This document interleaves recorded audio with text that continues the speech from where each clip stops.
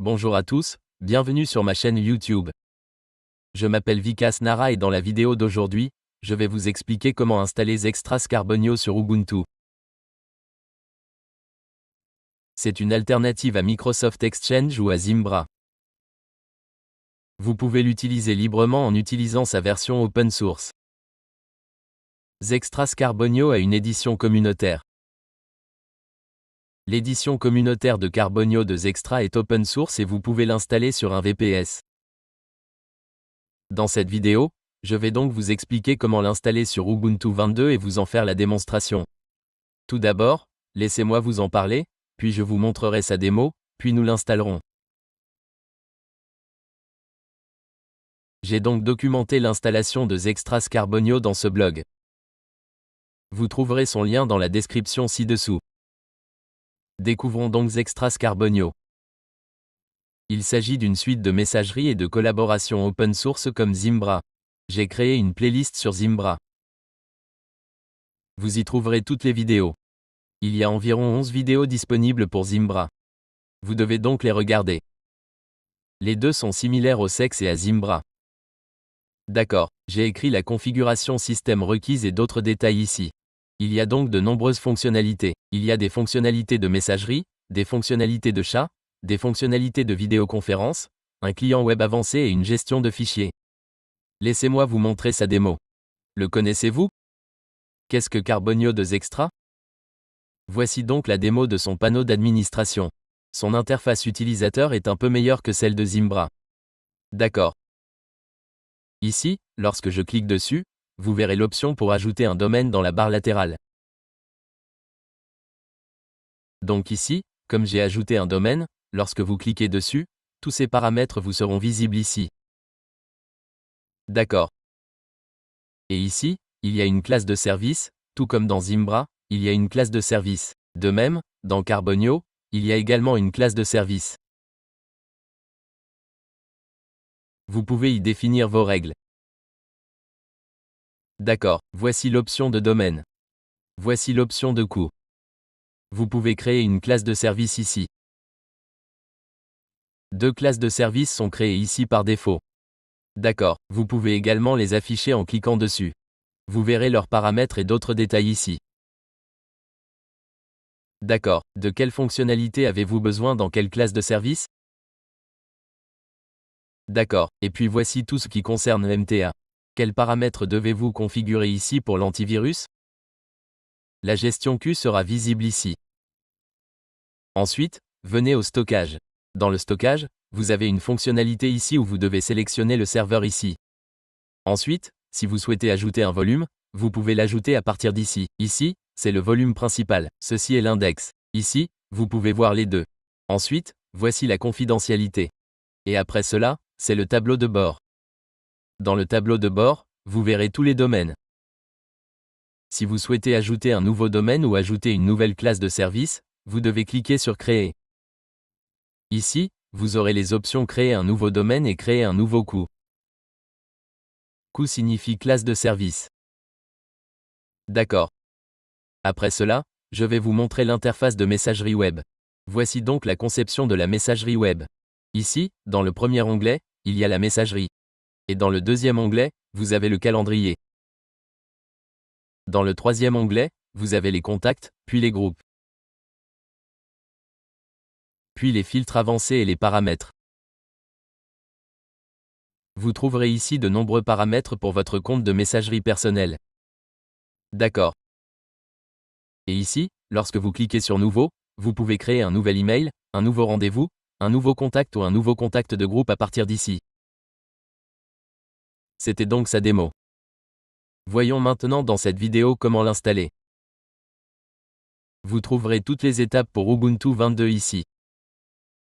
Vous avez besoin d'un VPS avec 8 Go de RAM. Vous avez besoin de 40 Go d'espace disque et du système d'exploitation Ubuntu. J'utilise actuellement Ubuntu 22. Vous pouvez également l'utiliser sur Ubuntu 20. Ou acheter un VPS. Vous pouvez l'acheter sur Cabo ici. En cliquant dessus, vous obtiendrez un VPS ici au prix le plus bas. D'accord, donc, pour l'instant, j'ai un VPS ici. Son adresse IP est celle-ci. Le nom d'utilisateur est root et le mot de passe est celui-ci. Et le domaine que j'utiliserai dans cette vidéo est celui-ci. Et son DNS est géré par moi ici. Commençons donc l'installation. Donc, si vous avez PuTTY sur votre PC, vous pouvez l'ouvrir ici. J'utilise Bitvis au fait. Vous pouvez télécharger Bitvis. Il vous suffit de rechercher sur Google et de télécharger le client SSH. Vous obtiendrez alors le lien de téléchargement. Je vais vous montrer le client SSH Bitvis. D'accord. Allez sur ce lien et cliquez sur ce bouton de téléchargement. D'accord. Après cela, vous pouvez l'installer. Après le téléchargement, que dois-je faire? Je copie mon adresse IP. Que dois-je faire avec Bitvis? Ouvrez-le, et là, j'entre mon adresse IP, mon nom d'utilisateur est rootport22, et je copie mon mot de passe. J'ai cliqué sur Connexion. J'ai cliqué sur Accepter et j'ai entré le mot de passe. D'accord. Alors, que devez-vous faire ici? Vous devez cliquer sur Terminal. Votre terminal s'ouvrira. Je vais donc d'abord l'effacer. D'accord. Tout d'abord, vous devez configurer le DNS.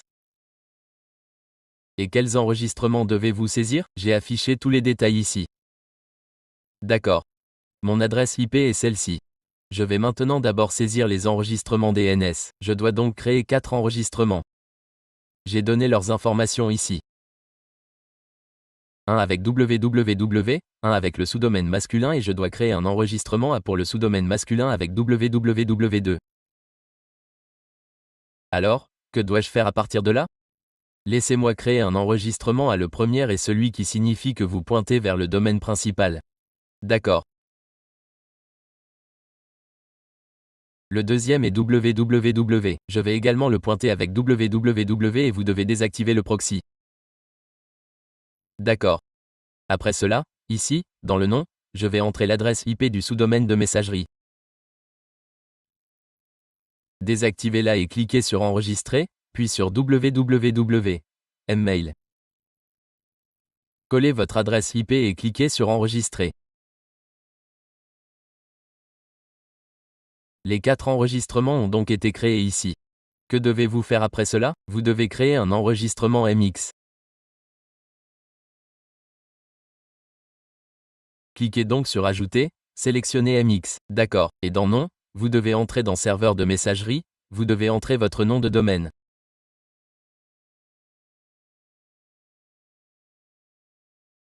Je colle donc ma priorité de domaine 10 et je clique sur le bouton Enregistrer. D'accord. Ensuite, nous devons ajouter un enregistrement SPF. Je copie donc le format de l'enregistrement SPF. Sélectionnez l'enregistrement TXT ici. Vous devez mettre Ajouter dans le nom. Vous devez mettre ce contenu ici et remplacer votre adresse IP ici. Je remplace donc mon adresse IP ici et je clique sur Enregistrer. Il y a maintenant une autre marque d'enregistrement. Voici donc le format de la marque. Qu'est-ce que j'en fais? Vous devez mettre un trait de soulignement dans le nom. Sélectionnez l'enregistrement TXT ici. Vous devez mettre un trait de soulignement dans le champ du nom. Et voici son format. Je le copie et le colle. Et maintenant, remplacez votre domaine. D'accord. Je remplace donc mon domaine ici et je clique sur Enregistrer. D'accord, vous avez donc créé les enregistrements DNS. Que devez-vous faire après cela? Vous devez copier la première commande. Je l'ai donc copié et collé ici et j'ai cliqué sur Entrée. Que va-t-elle faire? Elle mettra à jour le système. Elle mettra à jour le système.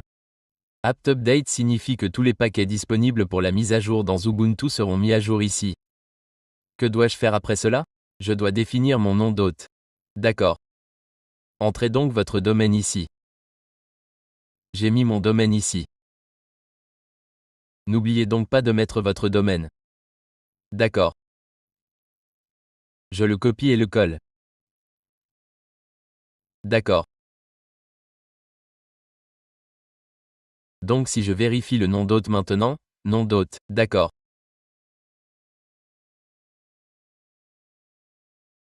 Donc le nom d'hôte est mail.vic.xyz. D'accord. Que devez-vous faire après cela? Vous devez exécuter cette commande qui modifiera le fichier host. Je fais donc cela. Exécutez-la et cliquez sur Entrée. Ensuite, que devez-vous faire ici? Copiez ceci et attendez une seconde. D'accord.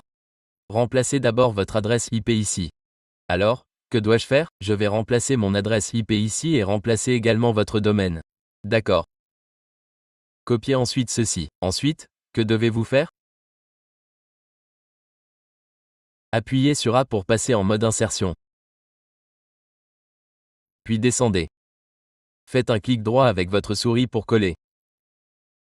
D'accord. Que devez-vous faire pour enregistrer? Appuyez d'abord sur la touche Échappe. Tapez ensuite $WQ et cliquez sur Entrée. Ce fichier que vous avez modifié sera donc enregistré. D'accord. Vous pouvez ensuite vérifier le DNS à partir d'ici. D'accord. Après avoir exécuté ces commandes, que devez-vous faire? Télécharger ce dépôt. Pour installer Carbonio, vous devrez télécharger le dépôt ici. Je vais donc faire cela. Et après cela, exécutez cette commande de dépôt. Je vais donc l'exécuter. D'accord, il a donc été exécuté ici. Que devez-vous faire après cela? Mettre à jour à nouveau le système. Car le référentiel auquel nous venons d'ajouter tous ces paquets sera mis à jour ici. Quelque chose comme ceci apparaîtra. Que devez-vous faire après cela? Cliquez sur Entrée. Cliquez à nouveau sur Entrée. D'accord? Que devez-vous faire après cela? Vous devez exécuter cette commande. Copiez-la et collez-la ici. Appuyez ensuite sur Entrée. Tapez I et appuyez sur Entrée. Que devez-vous faire après l'installation? Vous devez appuyer sur Entrée. Appuyez à nouveau sur Entrée. D'accord? Nous avons maintenant exécuté cette commande ici. Que devez-vous faire maintenant? Vous devez exécuter cette commande. Copiez-la et collez-la ici. Appuyez ensuite sur Entrée. Les paramètres DNS seront maintenant vérifiés ici. Et après cela, l'installation se poursuivra. Ici, il vous est demandé d'appuyer sur I pour appliquer. Tapez I et appuyez sur Entrée.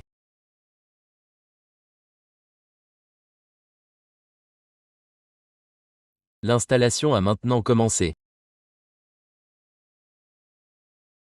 Si vous aviez besoin d'apporter des modifications comme ci-dessus, vous auriez pu le faire. Par exemple, si vous souhaitez apporter des modifications ou désactiver des fonctionnalités de Carbonio, vous pouvez les désactiver en saisissant l'option appropriée. Si vous souhaitez l'enregistrer, vous devez taper S. Pour l'instant, nous voulons tous les paramètres par défaut. Alors, qu'ai-je fait? J'ai tapé I et je l'ai appliqué. Notre installation a maintenant commencé. Voici la dernière commande. Après cela, notre installation sera terminée. Vous verrez un résultat comme celui-ci. Après avoir exécuté cette commande, vous devez taper I et appuyer sur Entrée. Puis laissez-le s'installer. Regardez, l'installation a été effectuée avec succès. Appuyez sur Entrée ici. OK, l'installation est terminée. OK. Après cela, je vous ai fourni une URL ici pour vous connecter. Cette URL est votre page web pour vous connecter. Si vous souhaitez vous connecter au panneau d'administration, voici l'URL. Elle inclut également le numéro de port. Que dois-je faire maintenant? Tout d'abord, je vais ouvrir le panneau d'administration et vous le montrer. Vous pouvez y modifier votre domaine. Vous verrez une interface de connexion comme celle-ci. Je vous ai également montré des captures d'écran ici. Laissez-moi ouvrir le panneau d'administration ici et fermer les panneaux précédents. Collez votre adresse et appuyez sur Entrée. Allez dans Avancer et continuer. Elle n'apparaît pas ici. Que dois-je faire? Je vais l'ouvrir dans un onglet privé. Cliquez et continuez. Nous allons également installer SSL dessus. C'est la prochaine étape. Que devez-vous faire lorsque quelque chose comme ça apparaît? Vous devez créer un compte administrateur. Laissez-moi vous montrer. Créer un compte administrateur. admin@viewdonmain.com. Vous devez définir le mot de passe. Sinon, vous devrez le définir vous-même. Que devez-vous faire pour cela?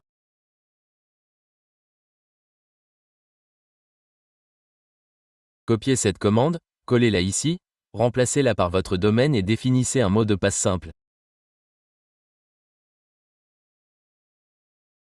D'accord.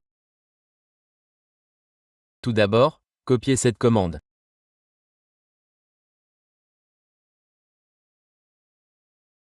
Laissez-moi d'abord effacer cela.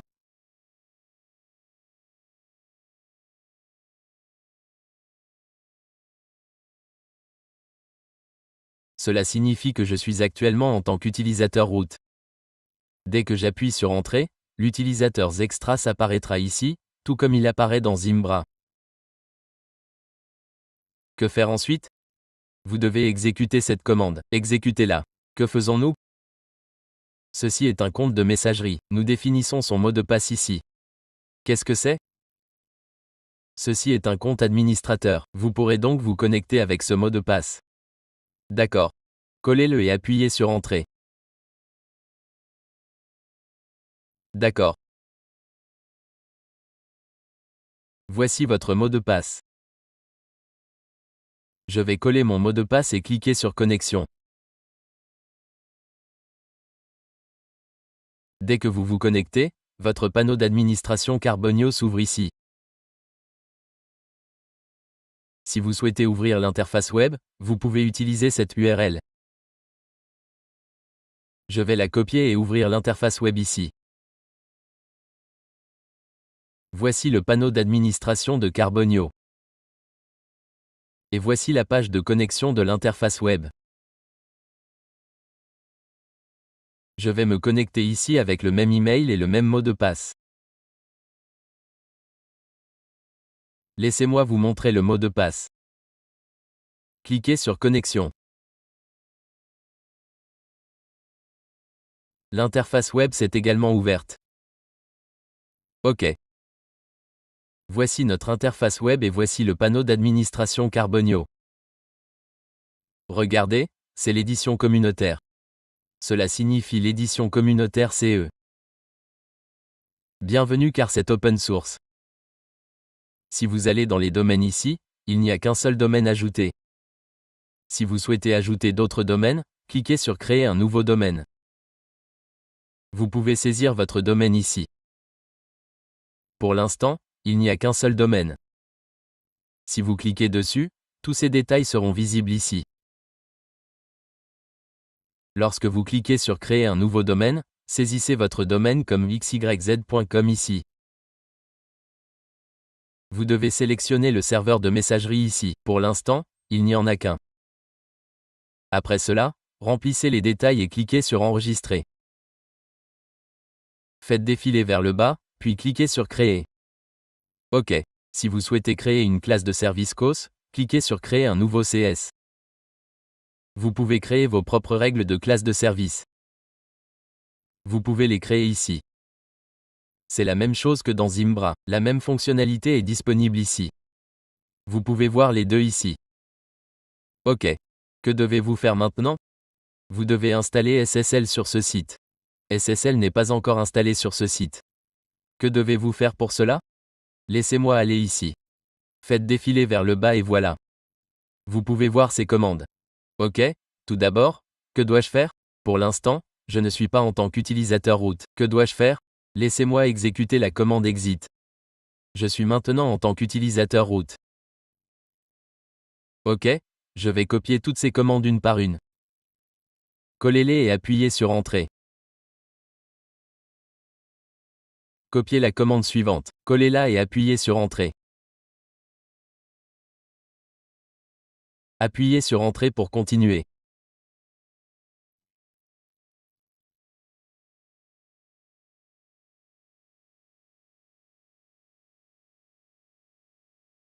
Copiez la commande suivante.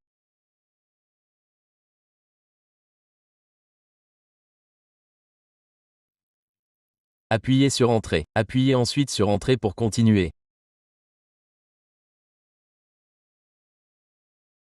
Appuyez sur Entrée.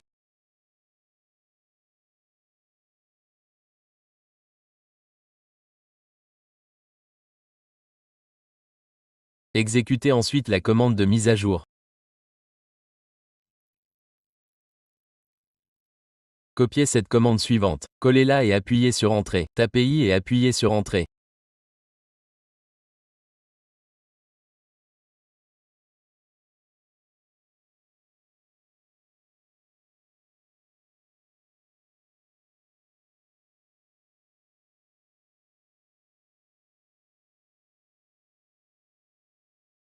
Si quelque chose comme ça apparaît, appuyez sur Entrée et appuyez à nouveau sur Entrée. C'est maintenant installé. Que faire ensuite? Vous devez copier ces commandes à partir d'ici. Tout d'abord, collez-les ici et remplacez le domaine par le vôtre. OK, je vais les copier et les coller ici. Appuyez sur Entrée. Deux options s'affichent ici.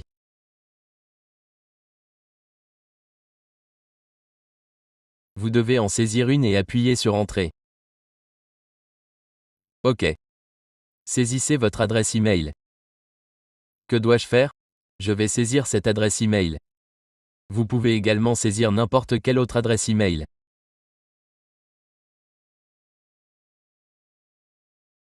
Appuyez ensuite sur Entrée. Tapez Oui et appuyez à nouveau sur Entrée. Tapez Oui. Appuyez sur Entrée.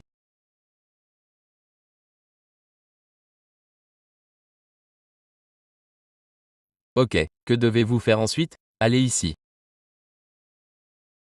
Copiez ces commandes. Je vais tout copier ici et cliquer ici. Copiez-le et collez-le ici. Appuyez ensuite sur Entrée. OK. Que devez-vous faire ensuite? Allez ici. Vous devez exécuter ces deux commandes. Copier-coller. Puis copiez-le à nouveau. OK. Suivant.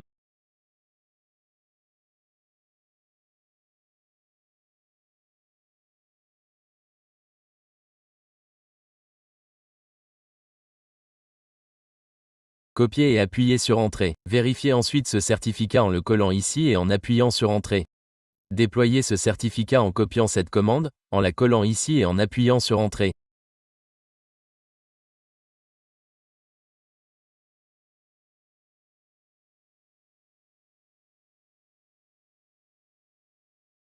La dernière commande consiste à redémarrer les services. Copiez cette commande et collez-la ici. Le redémarrage va-t-il avoir lieu maintenant? J'ai déployé SSL. Que dois-je faire après avoir déployé SSL? Je redémarre le serveur. D'abord, tous les services vont s'arrêter. Puis ils redémarreront. Si l'un d'entre eux échoue ici, vous pouvez exécuter à nouveau cette commande de service. D'accord. Parfois, il s'affichera comme ayant échoué même lorsqu'il est en cours d'exécution. Vous pouvez le redémarrer ou l'arrêter à nouveau. Tous les services ici ont démarré avec succès. Voyez qu'il indique terminé, terminé. Si cela échoue entre-temps, vous pouvez exécuter à nouveau la commande de redémarrage. Mais tous les services ici ont démarré avec succès, d'accord. Que faire après cela? Laissez-moi aller ici, je vais l'actualiser. D'accord, c'est également actualisé. Pour l'instant, SSL ne s'affiche pas. Que dois-je faire? Je vais le copier et le fermer. Puis ouvrez à nouveau un onglet privé et appuyez sur Entrée. Voyez maintenant que SSL a été installé avec succès.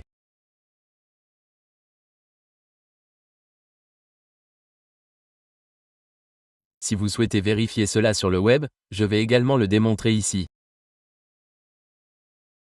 Vous pouvez voir ici que notre certificat SSL a été installé avec succès. Vous pouvez maintenant procéder à l'installation ici. Compris? Laissez-moi vous le démontrer en me connectant ici. Le nom d'utilisateur est identique pour les deux serveurs et le mot de passe est également le même. Je vais également saisir le mot de passe ici et cliquer sur Connexion.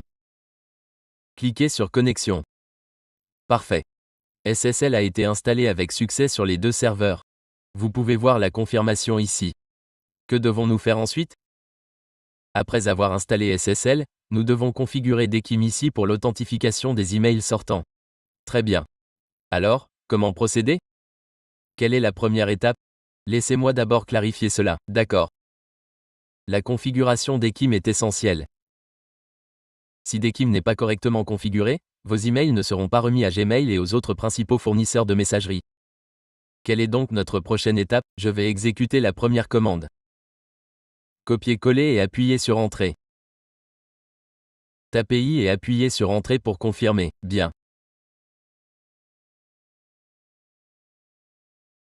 Une fois l'installation terminée, quelle est notre prochaine étape?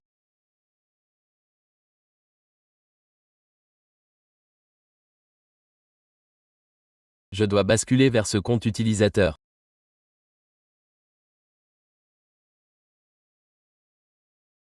L'installation s'est terminée avec succès. Je vais poursuivre l'étape. Appuyez sur Entrée pour continuer. Parfait.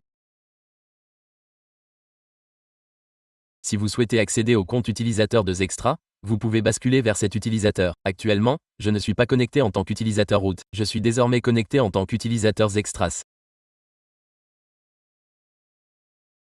Que devons-nous faire après cela?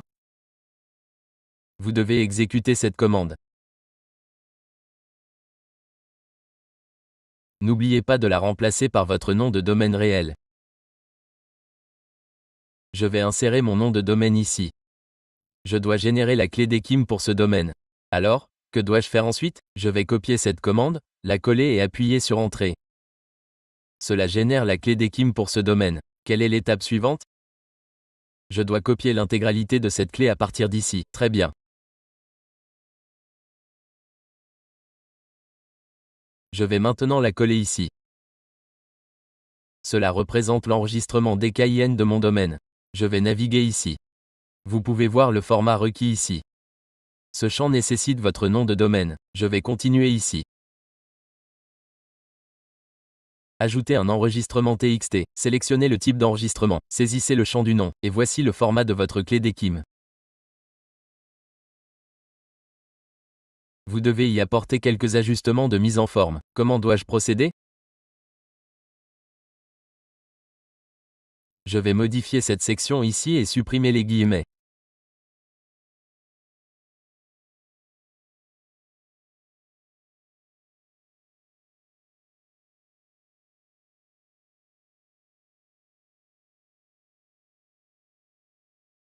Puis supprimer les espaces supplémentaires. Je vais supprimer tous les espaces inutiles. Parfait.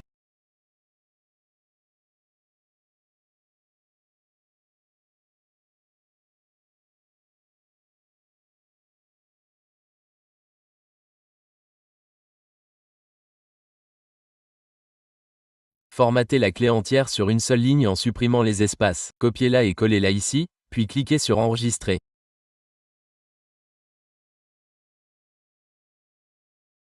Que devons-nous faire après l'enregistrement?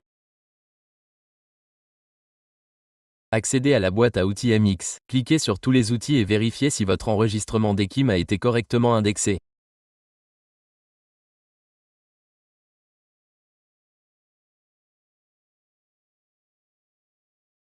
Voici la section Recherche DKIM et voici mon domaine.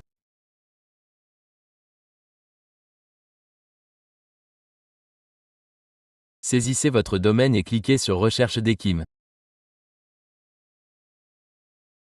Vous pouvez voir ici que mon enregistrement DKIM s'affiche correctement. Excellent. J'ai configuré tous les enregistrements DNS ici. Le certificat SSL est également correctement installé. Vous pouvez tout vérifier ici. Je vous ai montré le processus complet. Je vous ai montré l'installation et la vérification après l'installation. Vous pouvez ajouter plusieurs domaines ici. À partir de cette section, vous pouvez créer des comptes de messagerie. Accédez à compte et si vous souhaitez créer des comptes de messagerie supplémentaires, cliquez sur Ajouter. Saisissez le nom d'utilisateur et le mot de passe. Faites défiler vers le bas et cliquez sur Créer. Parfait. Dans la section Paramètres, vous trouverez les options de classe de service. Vous pouvez créer de nouvelles classes de service à partir d'ici. Vous pouvez également ajouter de nouveaux domaines en les créant ici. Vous pouvez créer des classes de services distinctes pour des utilisateurs individuels en conséquence. Vous pouvez également créer une classe de service pour des groupes de 10 ou 20 comptes de messagerie. Vous pouvez configurer les fonctionnalités à inclure pour chaque classe de service. Voici les fonctionnalités MTA et les options de configuration antivirus.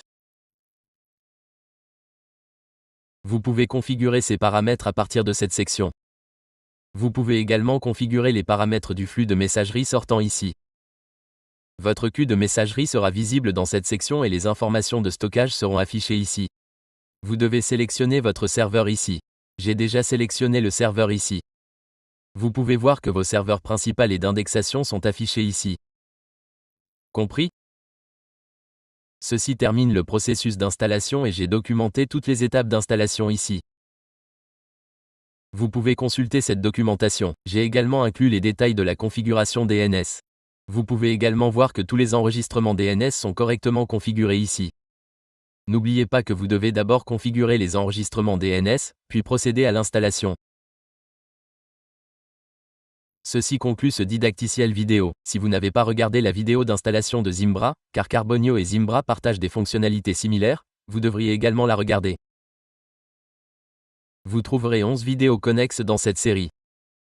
C'est tout pour cette vidéo. Si vous n'êtes pas encore abonné à ma chaîne YouTube, veuillez vous abonner à la chaîne YouTube la plus proche de Vicas.